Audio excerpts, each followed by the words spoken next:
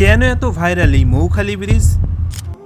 গত কয়েকদিন যাবৎ কাজের চাপে মাথা একদম খারাপ হয়ে যাওয়ার অবস্থা। তাই আমি আর হাসান ভাই প্ল্যান করলাম একটু ঘুরবো, মনটাকে ফ্রি করব। ভাবতে না ভাবতেই মনে পড়লো মৌখালি ব্রিজের কথা। আমাদের অফিসের কাছাকাছি অবস্থিত এই মৌখালি ব্রিজ, যার এখন রীতিমতো ভাইরাল। তা দেখার জন্য আমরা দুজন চলে আসলাম। ব্রিজের উপর থেকে যখন আমরা যাচ্ছিলাম তখনও পর্যন্ত আমি ভাবতে পারিনি বিষয়টা কি, কেন এত ভাইরাল।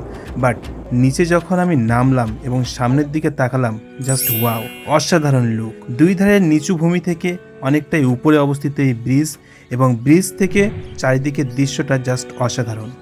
নদী বুঝে গিয়ে সেখানে জন্মেছে সবুজ গাছ, যা প্রায় বনের আকৃতি ধারণ করেছে এবং দেখতে অসাধারণ। এবং আমরা যেই সময় গিয়েছিলাম, বিশেষ করে এই সময় তো জাস্ট অমায়িক। আর এই সব দেখতে অনেকেই ভিড় জমাচ্ছে, আর এই অনেককে দেখতে আরও অনেকেই ভিড় জমাচ্ছে, যা সব মিলে একটা মেলায় পরিণত হয়েছে।